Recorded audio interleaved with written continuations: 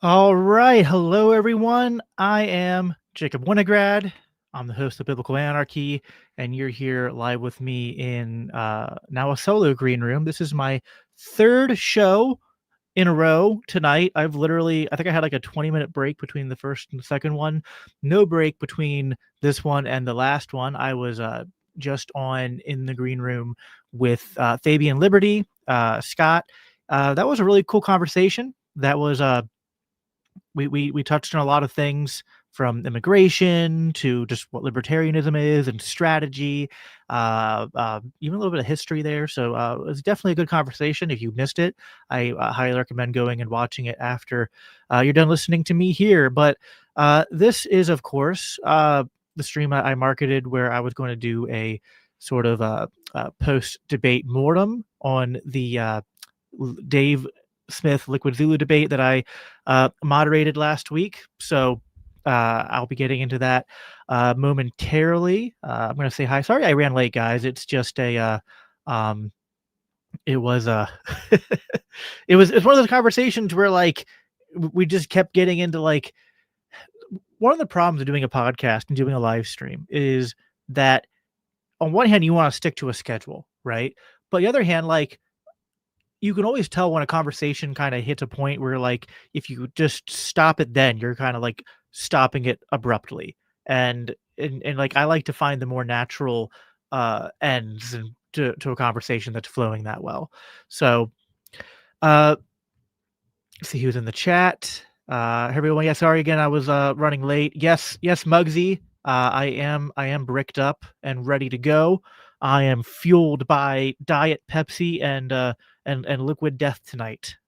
So uh all right, hold on. Let me know if I got this right. AT Alien 715, time is relative anyways. Please let me know if I got that right, man, because I I think I said it like 5 different wrong ways on the last stream. $5 from Chuck and Money. Thank you very much. I think Dave needs to just be honest and stop helping push the train in the wrong direction. Zulu needs to not be as aggressive in the purity tests. Okay, that's I think I agree with part of that. So, all right, where do I want to start? I guess let me start by giving my general thoughts on the debate. And also, like, I think I gave some of this in my intro, but and I think I talked a little bit about this in the last stream with Fabian, but just to reiterate for you guys who are just tuning in, like, why did we do this debate? I think that the debate resolution itself was sort of just like I don't know, it was like a means to an end, right? It was a means to an end to kind of talk at the deeper issues. And the deeper issues that I think we're being plagued by as a movement are this sort of tension that I think that Dave and Zulu are both completely right in sort of like they're pointing to different problems. And I think that both problems exist. I think that we as a movement have a problem where like we can be rather toxic with our infighting and everyone kind of has there's different flavors to libertarianism, there's different philosophical camps, and we spend a lot of time arguing amongst each other about who the real libertarians are. You know, like I do a podcast for the Libertarian Christian Institute. And like I obviously, and I say this from time to time, like I think that the best grounding for libertarianism is Christianity. But the way I want to do that is by like demonstrating it and persuasion. What I don't want to do is like go to all the atheist and secular libertarians. Like I was just on a stream with Fabian, and he's a one of those like anarcho objectivists who he said he like tried to be a Christian, but he couldn't maintain it, and he just found issues with it and couldn't maintain his faith and or find faith. And like am I going to tell Fabian like, well, now you're an atheist and a secularist, and I don't think you have a solid foundation for any of your beliefs, so you're not a real libertarian. Now, like I could do that debate with him, right? I could have the debate and be like, uh, I think there are some philosophical grounding issues with grounding morality and objective truth in a materialist world or whatnot. But I think that's like a fun debate to have. I think it's a philosophical exercise that we should do. But like, if we do it to the end of like, you're not a real libertarian if you don't have my exact priors, that's not really helping the movement, I don't think. Uh, so I think Dave's, and then there's also this sort of problem in the movement where we treat libertarianism like it has to be the most fundamental part of a person's identity. It has to be like everyone's going to have different things that they value. And I know uh like there's this whole thing about it's the non-aggression principle, which means it should be a principle, which means it should be held all the time and it's not a preference and it's not a value. And that's what like the objectivist camp says. And like I hear that. But like on a human level, like we have values, right? Like, and I can acknowledge the non-aggression principle is a true and binding principle, but I might value my adherence to it less than I value being a father. Like I get more enjoyment. Like let me put this in objectivist terms. I get more from a point of rational self-interest, I get more fulfillment and purpose and joy and love and meaning from being a father than I do from my commitment to the non-aggression principle, right? There, there's this so there's this long-standing problem of infighting the libertarian movement, impurity tests and gatekeeping in ways that aren't helpful, to the point where then even people will like uh seemingly market libertarianism in a way that I think sells it incorrectly. That sells it as like an anti-human, detached from reality, like endlessly like spiraling in philosophy debates, and almost like just like the archetype of like you know like nerdy neckbeards in their mom's basements who aren't successful, like all these things. And like it's not a good forward face for the movement. And so I think Dave is kind of pointing out that we need more than libertarianism, and that if you sell libertarianism and you demand that to be a libertarian means that you like hold libertarianism and libertarian philosophy with the same intensity that like your most radical libertarian theorist has, uh that's not like, even in a fully free society where everyone believes in that, not everyone's going to have that kind of commitment to the philosophy. uh so now I think on the other hand, I think what Zulu is pointing out is that if you're going to say that there are like things that we value beyond just adherence to the non-aggression principle, and if you say that there are times where our moral intuitions are going to run afield of the conclusions that the libertarian legal theory might lead us to, well, then how do you delineate those things in a way that doesn't just like open Pandora's box and now anything is permissible? Uh, and I'm like, I think these are both valid concerns, and like these are conversations that need to be had. Uh, but they just haven't been had in very productive ways for a long time. So to that end is why I thought that like despite like there was so much showmanship going into it, right? Like there was the 2 years ago, Dave calling the open borders libertarians worse than communists. Uh, and then there was shots fired in between then and now. Then there's the 3.5 hour video from Liquid Zulu. And like I was worried that the conversation was just going to like devolve into name calling and like full blood sports, which I didn't want. And there's problems with maybe you could say how the debate went. If you like, I know some of you weren't totally happy with it, which I'll get into my thoughts on that in a minute. But it could have gone so much worse, I think. And there were moments of genuine interaction and maybe like inroads being made between the different camps here to like try to I keep like I'm literally saying the same thing to both sides, right? Because a lot of my there's crossover with my smaller audience, and Dave's audience, where people are like they think I'm wasting my time talking to the Zulu types, and then the Zulu types either think that I'm not a real libertarian or they think I'm like being too soft or charitable towards Dave. And I just keep telling both, like, hey guys, we have our disagreements, but we're on, like it or not, we're on the same team. We can pretend we're not on the same team and we can fight, I mean, but at the end of the day, it's like life has thrust us onto the football field together. And we're the 11-man crew that are out here right now having to move the ball downfield. And by the way, we're on our own 5-yard line. Like we're really behind the ball here, and we need to drive. So whatever we can have our disagreements, but I just want us to have these conversations in a way where we're on the same team. I made this point earlier on Dan Smotz's show. That's just it's the same thing with Christians. It's kind of like looking at the world right now, and you're a Protestant or you're a Catholic, and you're rather than focusing on fighting the left and the rise of secularism, the most important thing I should do right now is make sure I tell Protestants they aren't real Christians, or tell Catholics they worship Mary and they aren't just things like that. That just, I think this isn't a philosophical argument, but it's just a observation about the moment we live in.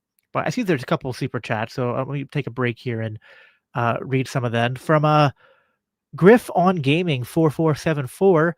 Someone needs to fuse Thomistic natural law with Hoppian ANCAP theory. Yeah,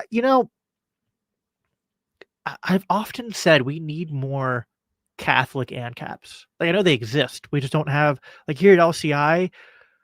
We have an Eastern Orthodox. We have Reformed. We have Baptist. We have Lutheran. We have not really. We don't really have Lutheran. We have someone who attends a Lutheran church, but they're not Lutheran. Uh, but we have Anabaptist. We have Church of Christ. But we don't have a Catholic.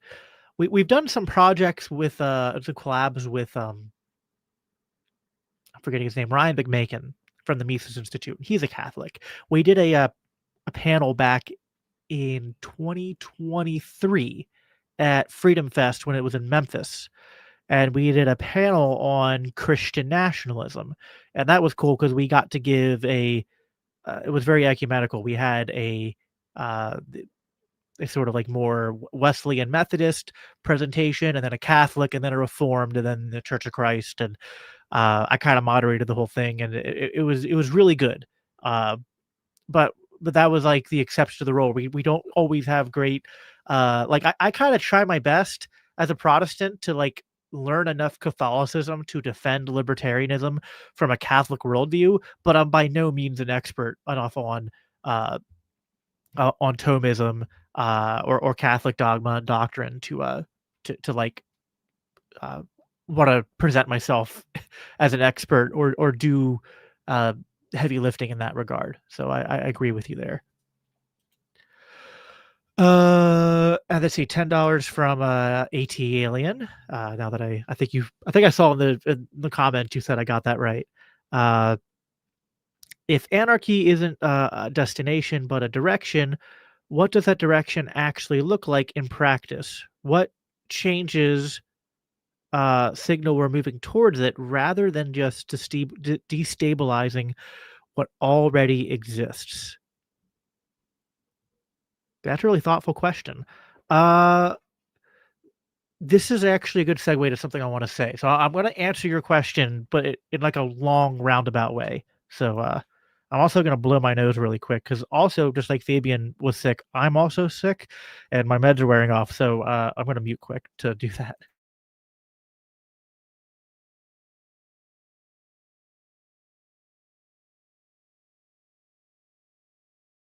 Part of the issue with having 5 kids is that kids are germ factories. So and I homeschool my kids, but all it takes is we have a church with a bunch of kids in it. So this time of year is just miserable. Anyway, so this idea of like strategy and moving forward and philosophy and what is libertarianism? Are some libertarians selling out on principle? And I've said this a lot, and I'm going to say it again, that I understand that the non aggression principle is the foundation of libertarian legal theory and property theory. But I don't think the non aggression principle is like you can hold a principle as a value, but the libertarian ethos, right? If we're going to talk about what libertarianism is, there's like in Christian terms, there's the spirit of the law and the letter of the law. The letter of the law, when it comes to libertarianism, is the non-aggression principle and self-ownership, private property rights. But the spirit of libertarianism is not those things. The spirit of libertarianism is voluntarism, is social cooperation and peace. The reason I'm a libertarian and an anarchist, well, there's a lot of reasons. I'm persuaded by the legal theory. I'm persuaded by free market economics, but like I'm a Christian first and foremost. And as a Christian, I'm told to love my neighbor. As a Christian, I'm told to be a peacemaker. As a Christian, I am told to live peaceably with all of those around me insofar as it depends upon me. And the Bible describes, that God's order is one of of of growth and collaboration and human flourishing, and that now the effects of the fall and sin uh, seek to rob and kill and destroy these things, but that ultimately that like the the ethos of a Christian is one of flourishing and of peace and of social cooperation and uh, of virtue. And I think that libertarianism is that at its core too. It's the spirit of libertarianism. And I think what there's some people who are focused on the philosophy, and I think that's good, but I think Dave knows the philosophy, but also understands that there's more to life than just the letter of the law. And there's the spirit of the law, and there's the spirit of libertarianism. And he's like, hey, if the philosophy of libertarianism is leading you to a conclusion that kind of cuts against the spirit of libertarianism, check your premises. I think that we're getting something wrong. Dave to Zulu said, I cannot articulate to you the perfect answer as to like what the standard is, but I still see the problem. Now, I think maybe from a debate level, some of you thought that was a cop out. So this is like one of my first observations of the debate that I've noticed. I've watched several debate reviews. I've watched Jose's, I've watched half of Fabian's, I watched Zulu's stream where he was reading super chats, and so I kind of uh, I don't think that was like an exhaustive debate review on his part, but I got to kind of hear some of his postmortem. Uh, and I've just had some private conversations behind the scenes. And I think that some people think that Dave was not offering arguments and he showed up to the debate and like just sort of filibustered. And I don't agree with that, but I can maybe, if I'm being charitable, understand that to an extent if you expected that Dave was going to show up and present like a positive case to justify his positions. Although to be fair, if you like it depends on like there's so many different ways to do debate, right? And one could make the argument that the negative position taker doesn't actually have to argue though a positive case, they only have to poke holes in the positive case. I mean, in the affirmative case, right? Like the person taking on the negative side of the resolution doesn't have to prove their worldview. They only need to disprove the person who is defending the resolution as it stands. Now, whether you think Dave's did that or not is your own subjective interpretation, right? Um, I think that for those of you who are in Zulu's camp or more sympathetic to that camp, and you look at the resolution and you're like, well, it says that you have to argue that it's libertarians must advocate that you must never violate the non-aggression principle. There's ways to take what Dave said where he's kind of saying that, like, well, like, I would do this, uh, even though I know it violates the non-aggression principle and it would be a criminal act and it would still be wrong, but I am saying you should do something wrong. And yeah, that seems like it's kind of a contradiction, but like, I don't think it is. And I think that you might ask how I resolve that tension, and that's a fair question, but it comes down to like, like life is complicated. Now, you might say that's not sufficient to win the debate, right? Like, I can kind of understand. I can like, let me give a little bit of pretext here. I did debate in high school. Uh, I had a 4-year high school speech and debate career. Um, could have gone to college and continued it, but decided not to because took a different career path. Because people who do that usually are doing it to like become a lawyer or something else, and I wasn't going into that. But uh, so like there's parliamentary debate, there's Lincoln Douglas debate, there's public forum debate. There's of course like model UN. There's all sorts of stuff. Uh, so And in debate, when you go to like tournaments to do debates, you don't get to pick like the resolutions are picked for you ahead of time. And you don't get to pick what side you defend. You have to be prepared to defend the positive and the negative. A lot of tournaments, what they would do is you'd show up and they'd flip a coin and it would be like um basically like you would alternate rounds. And like this round I have to do the positive and the next round do the negative, or each round would be a flip, right? And like that would like, sometimes there were some resolutions that were just like you tried your hardest, but you just knew, well, man, I really hope I get the positive case here if I get like, if you get to like the final round, because you're like, man, my negative case is just not as strong as my positive case. But the point is, doing that kind of teaches you to learn to sort of like steel man the opposing view of an argument and to understand it.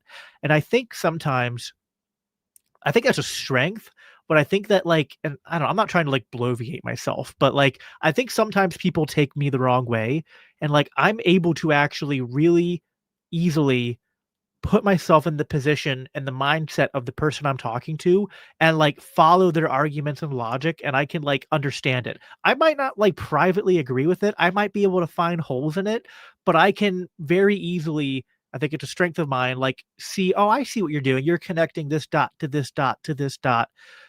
So like I can understand people who think that Dave lost that debate. Like I think the consensus I've seen is that people think that Zulu didn't like perform as well as he could have, but that just on the substance he won because like Dave just didn't present a strong enough case or counter enough things or whatnot. Again, I think part of that is where you land on the issue. Part of that is going to be uh, just how you approach the debate, right? Uh, I always kind of approach debate more on technical terms, like, uh, and part of it is following flow, but part of it is also knowing where the burden of proof lies. And so, like, it is actually harder sometimes in debate to defend the affirmative. It's sometimes easier when you're the negative case to just be like, I don't have to even prove I'm right. All I gotta do is prove that they're wrong. And I think that there's a lot of people who can very reasonably say that they think that Dave proved Zulu wrong or just wasn't able to poke enough holes in Zulu's rhetoric and argumentation that like they're satisfied with that answer. They're satisfied that Dave said this is complicated and we don't have to have the perfect answers for every problem that comes up in our legal theory or in our philosophy, that sometimes there are just edge cases in life that like this is why we have courts and uh uh judges before trials before our peers and stuff, and juries and things like that, to like, you know, uh, kind of solve these things on a case by case basis. And sometimes it's going to be tough, and people might make the wrong choice, or it might seem kind of arbitrary. And like, I got to be honest, like I think I'm kind of persuaded by that to a point. Now, I think it's good to kind of like, I think Zulu and his camp, where their strength is they kind of know. Well, they kind of feel like they're not satisfied with not having a crystal clear answer, so they wanna, like, interrogate that and find the answer, and I think that's good. Like, if you can advance philosophy by working on these edge cases and these things that previously people thought there's no good solution to, and you find solutions or you get closer to a solution, that's good, and I think we should, there's nothing wrong with that. I think that's a good thing to do. Uh, but to connect this to the question then, AT Alien 75 asked, uh, or 715 asked, like, is it like what does it look like in practice? What changes signal we're moving towards anarchy and not just destabilizing? I think it's like that's why I pointed to it's not just the philosophy, it's the virtues, it's the spirit of libertarianism. And if you see a society that it feels like people are, even if there's like still problems with people's philosophy and problems with the law, but it feels like you're moving towards a direction where the fruits of peace and social cooperation, and voluntarism and human flourishing are starting to show. Like those are markers you can use to kind of help gauge that you're going in the right direction, because like those might even crop up before other things necessarily present themselves. So, but the truth is, like, uh, I agree with Dave. Also, we're like we don't have anarcho capitalism. We've never had anarcho capitalism. So, like, we are kind of like having to venture out into uncharted territory. So, like,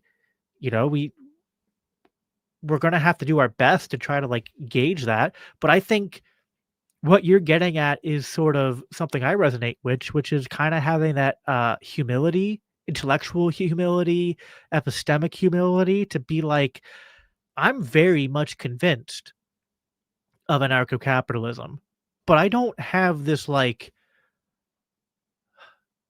well, I don't have like a faith in it or like a confidence that rises to the level that I have confidence in other things. And I also just know how, like, complicated society is, and I know that, like, you can try to implement libertarian things and they can backfire and make things worse. And I feel like there's libertarian theory, and then there's, like, trying to, like, operate in the real world, and I feel like, uh, something that, my friend Matthew Bella said once when we were actually on a stream with Dave years ago was that, and I think it's kind of clumsy, but I get what he means, is that like maybe we need like a do no harm principle in any kind of libertarian theory and practice, because like it's sort of like, listen, I obviously want to privatize welfare. I want to privatize social security. But if I'm like, well, I'm going to privatize social security and push that button, and now a bunch of like people who stake their entire retirement on like the system that they were raised in and put money into, and now they're just kind of like screwed, right? uh that is, I think, an example of advocating for libertarianism by the letter of the law but not by the spirit of the law, right? And so, it's like I think you need both. You need to know the philosophy and the policy, but then you also kind of have to remember that like these things are in service to ends, right? Like if libertarianism did not produce voluntarism and social cooperation and peace, then I don't know that I would like, it's probably a both and, right? Like rational, logical, coherent philosophical systems should produce good fruit. And I think that's Dave's entire point, though, is that like, hold on, if you start seeing bad fruit, like maybe don't abandon libertarianism, but maybe like, maybe you've made some miscalculation somewhere in how you're defining libertarianism. And I think Zulu kind of agrees in his own way, because he says, if you do a reductio ad absurdum and it leads to an absurd conclusion, then he would say like you should check your premises, and then if not, then try to solve the problem. If you've checked your premises and your premises are true. All right. I see a couple more super chats. I'm going to I'll read them in a minute. Uh, as I said, for those of you who are just tuning in, I am sick, so you'll have to bear with me as I pause to blow my nose every couple minutes because it's kind of hard to talk while you're really congested.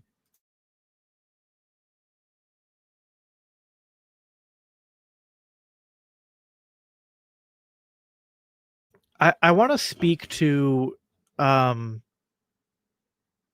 the debate resolution a little bit. Sorry, my wife's texting me a joke. Um, so my wife trolls me sometimes while I'm streaming. So I want to speak to the debate format and resolution and how we handled things, uh, without giving away like literally like every exact like text conversation that happened behind the scenes. But like we had a little bit of trouble nailing down a resolution. Uh, Zulu wanted like a more technical one, and then Dave wanted one that was simpler, and then we kind of like ended up with one that I feel like none of us were satisfied with, but that is kind of how it goes sometimes with these things. And it was like this compound uh resolution. Um, but beyond that, then we and like the start time was kind of hard. Like Dave and I are both East Coast, and like we're busy with families. It's a busy time of year. We have stuff going on, and it was kind of like we wanted to do it as soon as possible. We didn't want to put it off like another month or another couple weeks. So it was kind of like we found a day where Dave and I were free and we could do it, but the earliest we could do it was 8 o'clock. And I was like, you know, Zulu, I can't find any time where we can do it earlier. So like, what do you want me to do? Like, I wasn't like telling Zulu, like if Zulu had said I can't do it, I would have been like, well, then we'll wait until January or something, and I'll see if I can't get me and Dave on at a time that's earlier in the day. But like, it's one of the things where it's like he'd already agreed to do it, so it's like let's do it now while like we're capitalizing on the moment and not wait another week or two or month. So that's what went into that. And then as far as debate format, uh we all agreed to opening statements and then just open debate. And, kind of the reason for that was because this felt like a kind of topic where, like, because, like, if you watch the debate I moderated between Dan and Zulu on if Dave Smith is a force for good in the movement or something like that. I forget the exact resolution. But that one I did more of a structured debate. I did, opening statement, we did rebuttals, and then we did uh, like cross X, but like it was like each person asking the other questions, and I did try to uh moderate that a little bit. You know, one could argue that this debate, like, it could have gone either way. It might have fared better if we had done more structured, timed speaking. But I've watched Zulu debate and I've watched Dave debate, and I know that, like, I'm not trying to. I want to be clear here. I'm not trying to put all the blame on Zulu because I will point out some things I think I could have done better. But my thought process going in was that I've seen Zulu do debates, and I know he like they don't all have to be blood sports when you do the open debate format. But I was like, I've seen Zulu interrupt people. I've seen Zulu hold people to account to say, nope, you didn't answer my question, or to say, like, hold on, no, you're going down a road that doesn't make sense. And, I've seen Dave do that. And I was like, there's always a risk in a debate if you do like the really timed and structured ones where a lot gets said, but there's not actually a lot of interaction. And I get frustrated in debates when that happens, when you feel like one side's asking a question that the other one isn't answering. And I thought the open debate format was the best way. And they both agreed with me. Like, no, neither of them said, hold on, no, we need to do timed and all this stuff.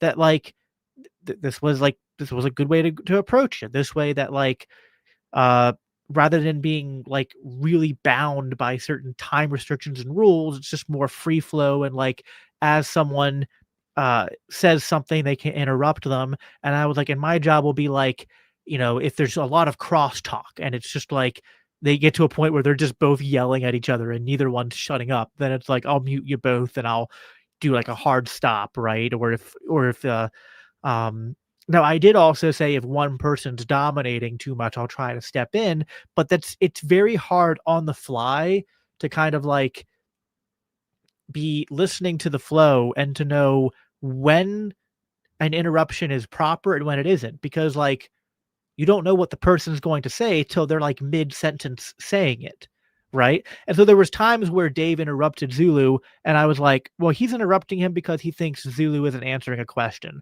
And I wanted to allow both of them that opportunity to do so.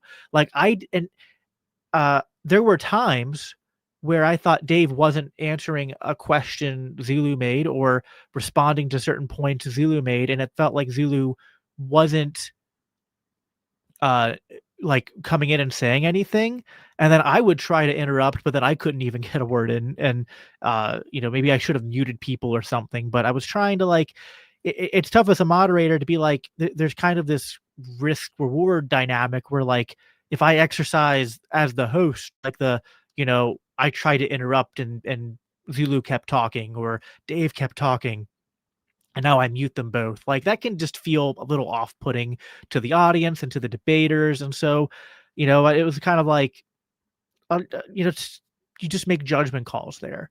There was time though, like early on where like Zulu was trying to answer a question, and I could tell that like, uh, Zulu had barely started to get like 2 or 3 words out, and Dave interrupted him, and I stopped him there. But then there was other times where I felt like it wasn't that egregious. Um, as the debate waned on, I could tell, okay, Dave's talking a lot more than Zulu, and uh, I didn't know if it was like my like what was I supposed like. It's tough because like Dave's making points, right? And he does take a long time to make a point, and it's like, well, I could interrupt him and say, Dave, make your point faster. But then it's like now I've interrupted him, and he's going to lose his point, and that might make it take longer.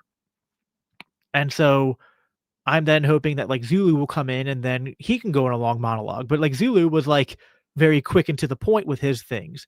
And then there were certain things he was leaving all kind of like on the table. And I thought, and maybe this was wrong of me, right? But in the moment, I was like, well, maybe like Dave seems to be dismissing a couple of arguments that Zulu's made that I'm familiar with because I've had a lot of conversations with him.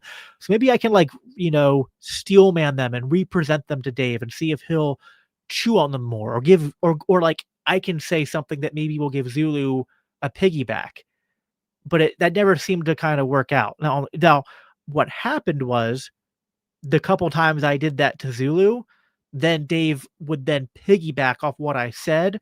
And so then like in hindsight looking back, I inadvertently exacerbated the problem of like giving Dave even more uh speaking time over to Zulu. So like that's one of those things where like I think my intentions were good and I was trying to like to help and be fair, but it ended up looking a little bit imbalanced. I did try to at times like reformulate Zulu's points though to Dave, and I tried to defend a couple of them. Like I thought like Zulu didn't talk about this as much as I thought he might, because we've talked about this before. Sorry, I bumped my camera there. Um that like his concern about this whole like I don't know what the standard is, uh but like we should just like if so if someone is committing an aggression in pursuit of like something that they value as being good, right? And then you say, well, yeah, obviously that can't be true in like every single situation, and there has to be some kind of limiting principle, but it's kind of hard to value these things and we don't necessarily know like where exactly the line is. Then like Zulu's kind of one of his points to that is like, well, this is why philosophy matters, because you should be kind of like trying to put the work in to think about these things, and also, like, that will help you to think about, how do I avoid getting myself into these situations where there's these fudgy edge cases and I might be tempted to violate the nap. On the flip side, it's like if we say, well, there's just times you can violate the nap when it's really messy, are you creating circumstances where people are just going to be intellectually lazy and not try to prevention better than cure? Are they going to just kind of like throw that to the wayside? So I tried to use like peaceful parenting as a sort of comparison, because that's kind of the argument from peaceful parenting. And I was like, Dave, like, sure, I kind of agree with you that, like, based on intuition and common sense, there are these edge cases, but like, can you not also get that, like, Zulu's point is that, like, there's a danger here of, like, it's not just like a throwaway thing of like, well, yeah, it's obviously better if, like, obviously, I'm not saying, and I don't think Zulu's saying, you can prevent every bad thing from happening, right? But just that, like, you don't want to accidentally create the sort of like nesting grounds for intellectual laziness, right? Or people not trying to be proactive to take personal responsibility.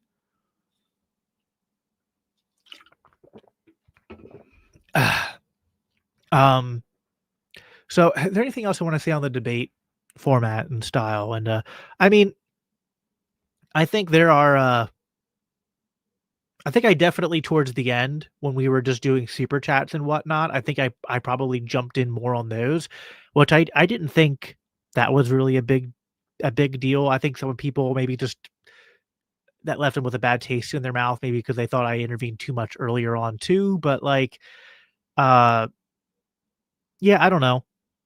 It's one of those things where it's like, I don't know that a perfect, like, no one's perfectly moderate, and like, there weren't a lot of, like, here's the thing, if there had been a lot of super chats to Dave about, like, challenging his immigration position, which I think there was only, from my memory, 1, and, but if there had been a lot more challenging Dave in ways where, like, they're the challenges that I agree with, I probably would have pressed Dave on those more, but there weren't that many.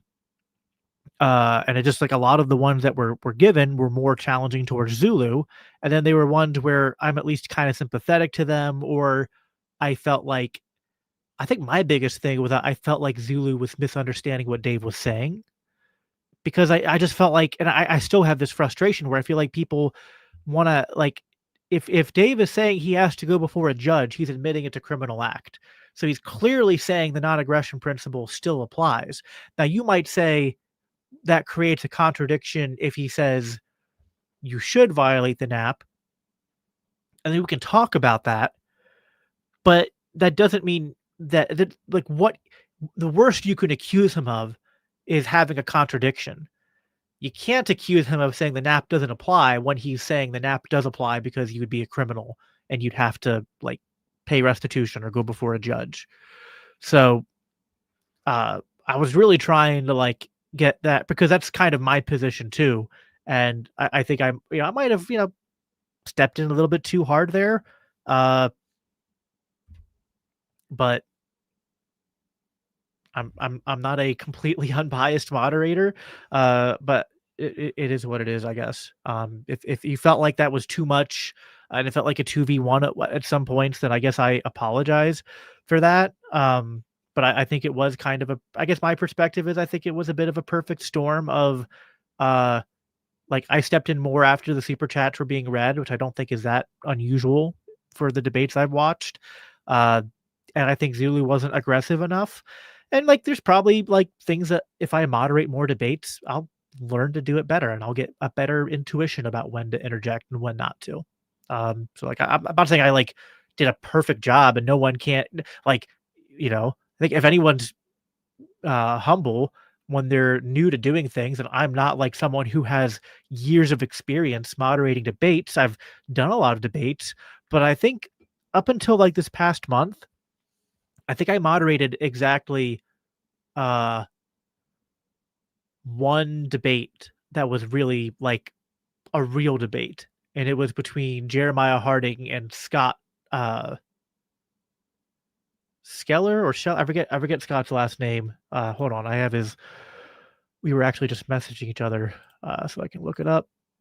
Although you guys probably don't care too much. Although I do want you to know who I'm referring to because he's been like on Tom Woods' show and stuff. Where is it at? I feel like I'm just passing over it and not seeing it, which is really frustrating to me. No, no. Anyway, I still can't find it. That's really frustrating. But it was between Scott and Jeremiah, and it was on Javier Milei, and that was like I think it was still a friendly enough debate, but that was more of a contentious debate where there was really strong disagreements being made, and so that was like the I think that's the only debate I can remember I ever moderated where like there's anything even slightly comparable to like this debate. I've moderated a couple in-house LCI debates that were kind of like not super serious. Like they were like mock debates of sorts that were really just roundtables and panels. So yeah, like anytime you're like new to doing something, like you're gonna be able to, if you humble, like learn things and be like, oh, I could have done this better. I could have done that better. And I'm still kind of like going back and re-listening to the debate. And if I moderate more debates in the future, I think I'll do better in the future. But I don't think I like. I mean, if people think I did like a horrible, abysmal job, I mean, like I guess I can just respectfully think I think that's a little bit dramatic. All right, let's do some more super chats here. Um, Elliot 2922 for $10. Appreciate that. As a Christian, and what do you ground morality? Because right now I ground morality in logic. I'm new as a Christian, so I'm curious about your view. All truth is God's truth. So of course we can ground morality in logic as well. I'm not one of these Christians who thinks that like I think I believe in natural law. I'd recommend if you haven't, and not just for this question, but just in general. It's a really good first, like as a new Christian, I recommend everyone read this book, which is Mere Christianity by C.S. Lewis. It does a really good job at kind of explaining where Christians derive our ethics and our morality from, and it connects it to how we ground it in both the Bible and in logic, and why there's no contradiction there. So, uh, I hope that helps you. I should probably, like I am more of a I am a political commentator who has studied a lot of theology and some philosophy, although I have not spent nearly as much time in philosophy as like Zulu and his camp has. I've spent more time in theology. I've thought about like doing some kind of like either a podcast or like writing some kind of essay or something on like Christian ethics to kind of challenge like the Andrew Wilsons and others who argue for what Christian ethics are. But I haven't done that yet. It might be something I look into doing in the next year. But I'm kind of writing another book right now, so my writing time is going to be split a few different ways. Uh, Chuck and Money for $5 said, so libertarianism in practice shouldn't cause hardship. Won't the system we have collapse on its own and cause way more horrific harm?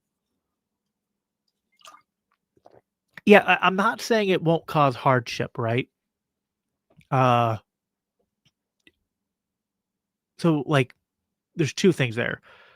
Libertarianism, if it was fully implemented, doesn't mean it prevents hardship. It just means that it's going to minimize it to the extent that is possible.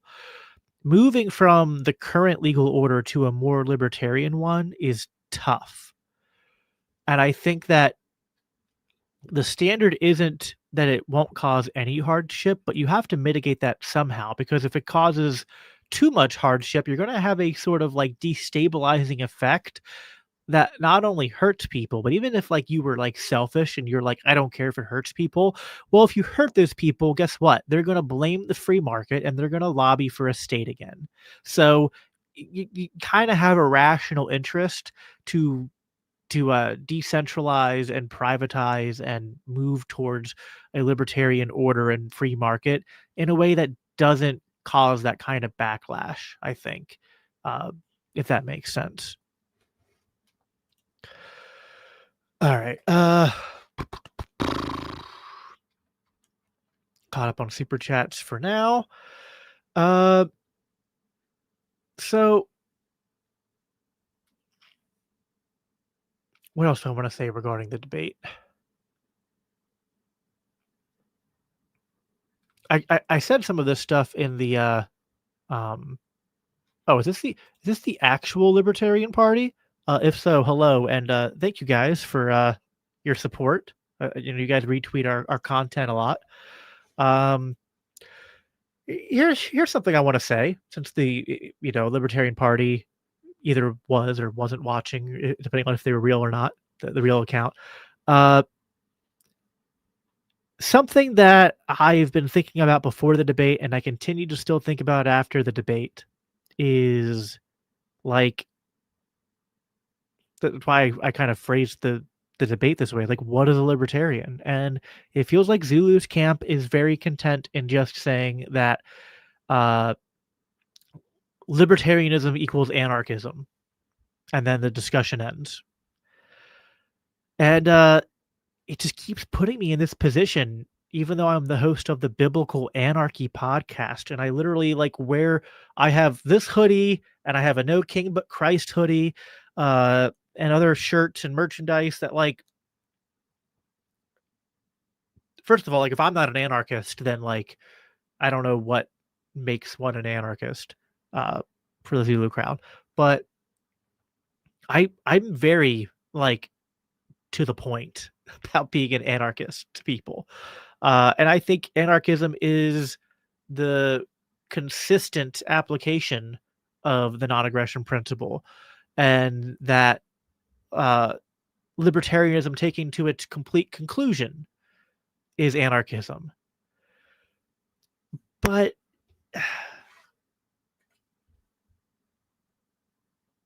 minarchists still believe in the non-aggression principle.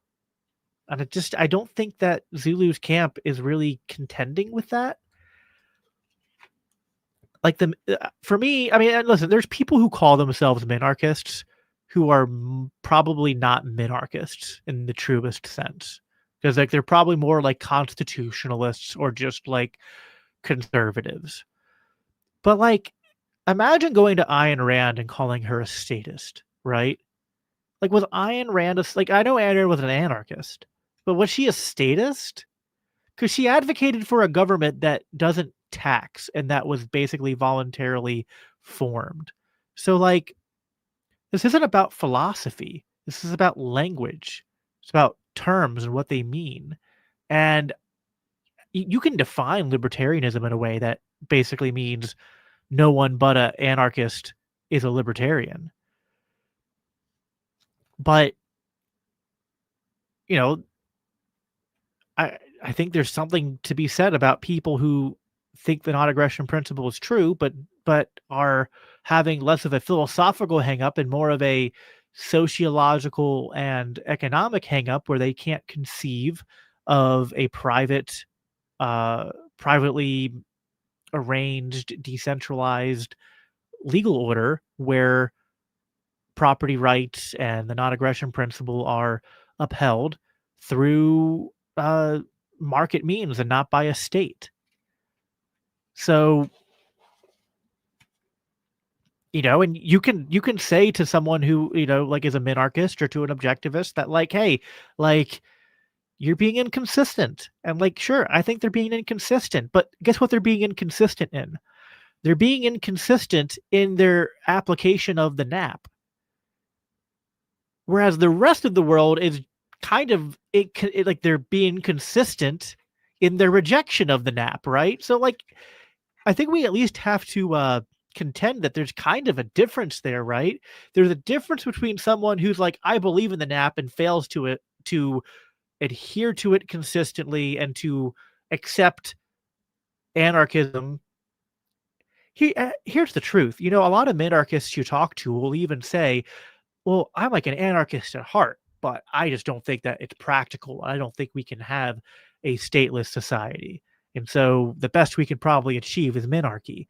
And so then it's like, well, okay, are we really disagreeing over philosophy, or are we disagreeing over probability and human psychology and the you know e- economics of the matter, right? Uh, Now I'm persuaded that the truth of these things does not debunk uh, anarcho-capitalism as being plausible and viable.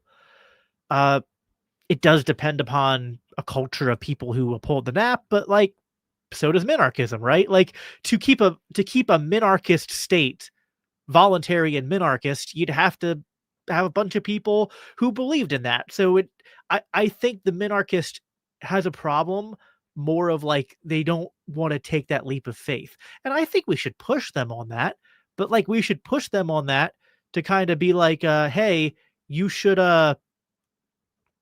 just like take that leap of faith and like make the argumentations.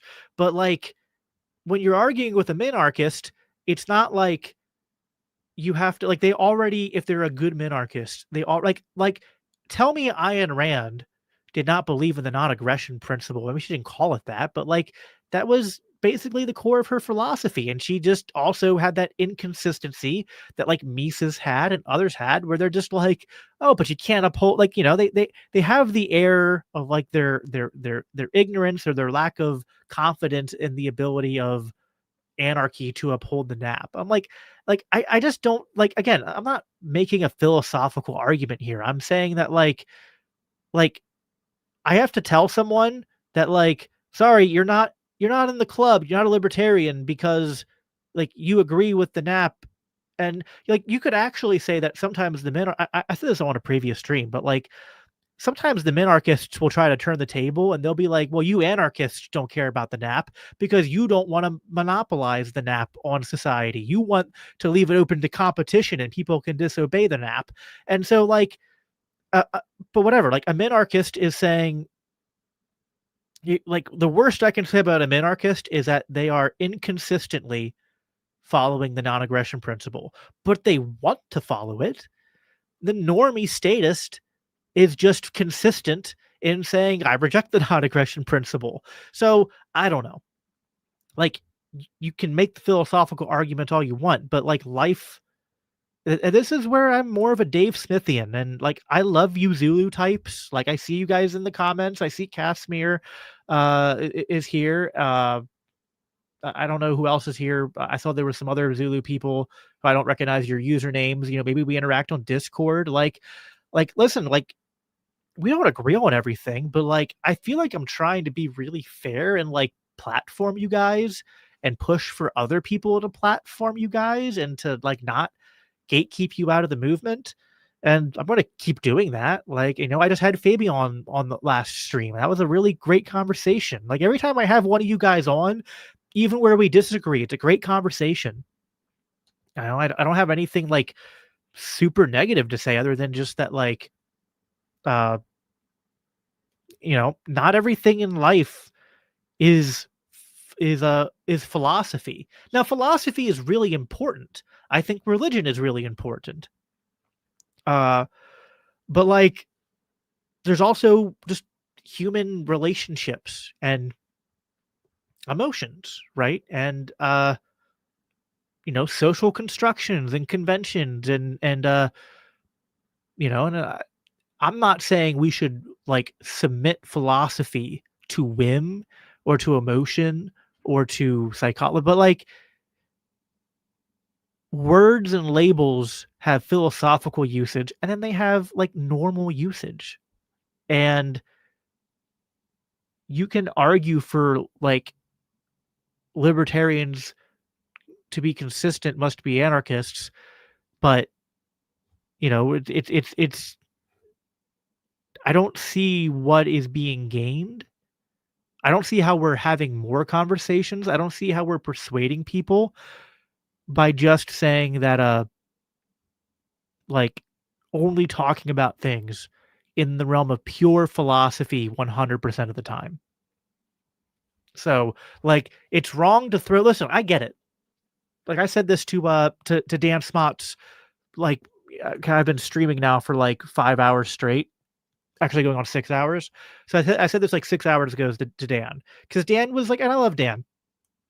He was maybe being like a little tongue in cheek and a little dismissive, where he was like, "I don't get the point of, like, the Zulu people and why you're interacting with them and why we did this debate," and I was like, "Well, Dan, the reason why they are the way they are, to some extent, and I'm very sympathetic to this, is that there are libertarians or self-professed libertarians who literally did sell out, who literally did just say principles don't matter, and who literally talk down on those who theorize and who do theory and act like it's useless. And I'm like, well, no, we need that, right? Like, so like, it's not that I think that we don't have a role for philosophy.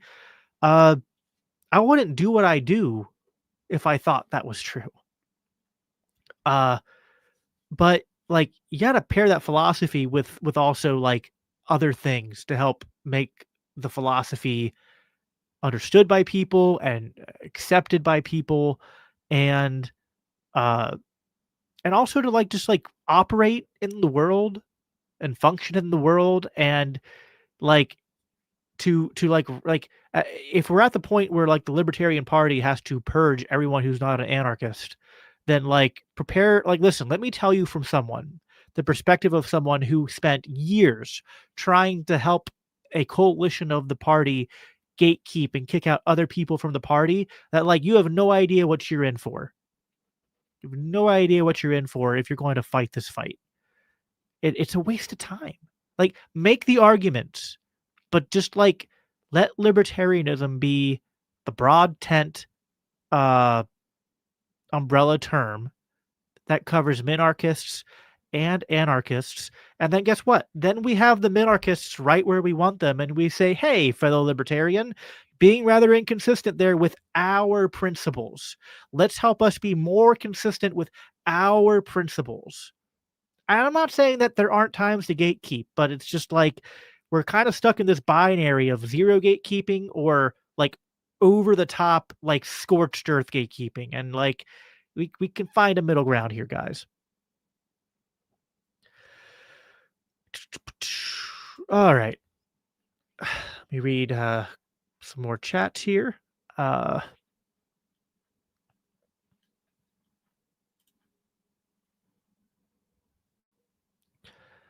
Bria Stamball 2405 for $5. What are the odds and what is the timeline, do you think, of a libertarian world coming into existence? Do you think Zulu and Dave play a big part? Yes. I mean, to the last part, yes. The reason I wanted this debate to happen and this conversation to happen is because it's like, as I said at the beginning, like they're both pointing to a problem that like it's kind of like, you know, yeah, like they both see different problems, and I see both the problems they see. And I think that getting the movement to talk about both of the problems they see is going to put us in the best position to get our philosophy right, but to also get our strategy right, and to get our praxis right, to get the way that we treat one another right, to get the way that we uh, resolve disputes within the community right, to get the way that we gatekeep right. And that's kind of like, these are all the prerequisites for a libertarian world, or at least a more libertarian world coming into existence. I don't know what the odds are. I think it's kind of hard to put a number to it.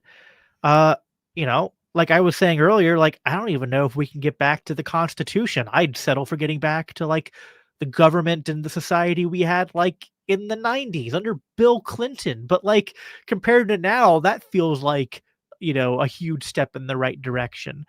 I never want to make perfect the enemy of good, right? And improving. I agree. Fabian. One of the things that Fabian said in the last stream that I really agreed with is that, like, like I'm one of these ANCAP incrementalists, right? And it's like, yeah, like that's how I feel.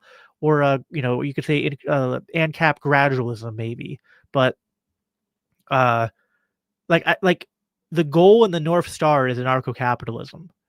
But, like, even if we fail and, like, we don't quite get there, then, like, listen, all you Zulu and caps in the comments, like like, I mean, you can't actually do this, right? But, like, look me in the eye, get in the comment section, and tell me that you wouldn't rather live in a minarchist state than the government we currently have, and that wouldn't be, like, a huge dramatic improvement. I mean, heck, I think a minarchist state is almost a prerequisite, or at least it would be a useful prerequisite to getting to anarchy, because like you got to get the government small enough to where then you can start like convincing people to be like, hey, we're going to go, you know, like I've heard minarchists say this. Minarchists are like, hey, let's get it down to minarchy, and then let's give the anarchists like a bunch of places to experiment in anarchy, and let's see if that works. Like again, I think you guys are kind of missing the letter of the law and the spirit of the law thing. There's a lot of minarchists who are not like, you know, they're not like statists by some like huge devotion to the state or love for aggression, but they're more like, you know, we're skeptical, but like, hey, like, let's get to monarchy and then let's see if we can go to that next step. Um, but like, whatever the odds are, we're worsening them by making enemies where we shouldn't. And that goes both ways. Like, I think the Dave and Mises caucus camp, it's not like they're blameless to have occasionally like done some friendly fire in the movement. Like I feel like listen, I'm probably always in this position because like I am a what's the term here? I'm a it'll come to me. I'm a pathological like middle child, right? Like I was a middle child and like I just always act out that like middle child peacekeeping role, and like not peacekeeping like trying to like I don't want to like whitewash the differences, but it's like I want to have true reconciliation that comes from having hard conversations, which means that like I'm gonna like I'm just always gonna be putting myself in the middle of people who are fighting and trying to like see if I can help them get more on the same page. Thank you for that, Bria Stanball. Um, I'll go for like 5 more minutes and then I'm probably gonna go because I'm gonna fall asleep if I stay awake much longer. But I will read the rest of the super chats and then give a final call. Also, and I appreciate the super chats, guys. Also, just to remind you all of our end of the year fundraiser. If you want to go to libertarianchristians.com/donate, every dollar you donate in December gets matched dollar for dollar, and we really appreciate that. This is what we do here at LCI. We try to embody the Christian values, right? And one of those Christian values is peacemaking. And you know, I think I made the joke on Twitter the other day. It's like I am going to end libertarian infighting or die trying, and maybe I'll die trying. But I don't know. I think it's a noble goal to devote part of my mission to. $5 from Saint Seneca 6. Got here late, but I think I unfairly maligned you as a moderator. You do great work for Christians and libertarians. I also donated to LCI also. God bless. Well, I appreciate that. And like, listen, like I saw a lot of the criticisms that came out about my moderation. And it's like, I wanted to like, I don't know, like I wanted to defend myself to the extent that I felt like people maybe I didn't say this earlier clearly, but like maybe people were expecting a more moderated, like structured debate, and that they're not as used to the open debate format, then maybe they felt like because like and listen, even Zulu said this in his review that like he thought that maybe at times I was like made some mistakes, but that also that like I think in his own words, he said a hefty share of the blame falls on me for not being more aggressive. Because that's kind of what that debate format kind of requires of you is to be aggressive. And I've seen Zulu be aggressive in different formats. You know, I think Jose or someone said that like this should have been more of a timed like you get 5 minutes and you get 5 minutes and you get maybe in hindsight maybe, but you know, that's one of those things too where it could just get like really ticky tacky to like always be like, you know, holding people to those time limits. And so this is just one of those things where like you can always second guess everything, but I also like I want to acknowledge that like I'm not saying that like I'm not holding myself above criticism or to say I can't improve on something that I don't have I have a lot of experience doing debates but not moderating them. So I feel like I did an okay job, but like yeah, sure. I'll learn from this like anyone should learn from anything, and just always we should always be trying to improve. So thank you for that. I appreciate it. Conrail 2020 for $10. Thank you very much, Conrail. I just want to state for anyone misunderstanding my comments in the chat, my criticisms of how Dave treats libertarians that don't agree with him. Sorry, I'm maybe misreading this. I want to state for anyone misunderstanding my comments in the chat, my criticisms of how Dave treats libertarians that don't agree with him, that I am on the side of Zulu and his followers. Okay. Well, I'm glad I was able to state that for you. Um, so yeah, I mean, like, I think people have even assumed that like that debate got 2-on-1 and that was because like I was on Dave's side. But like, I don't know. Like, I don't think I felt like I could moderate this because I'm not on a side here. Like, there are particular issues in the micro where I lean more in one direction, but like I agree with Zulu more on immigration than I agree with Dave. But like I agree with Dave more on the public property argument than I do Zulu. But I agree with Zulu more when it comes to like the like I think there is something to like I think Dave called it a cop out, but I like what Zulu does with the reductios to try to find ways to like reconcile them to the nap. But I think he's right to do that. And I think Dave's right to point out that like it goes both ways. And I don't know, like I feel like there's just so much of this where like there's just some people are just team Zulu and some people are just team Dave and they were just always going to like pick a side and trash talk the other, which is fine. Like that happens. Um, but oh, Conrail said, I am not on the side of Zulu and his followers." Okay. I didn't misread that, did I? That I am on the okay, so you meant to say I'm not on the side of Zulu and his followers. But even then, either way, it's like I'm I am on Zulu's side and I'm on Dave's side. Like Dave introduced me to these ideas and like maybe I'm fanboying a bit.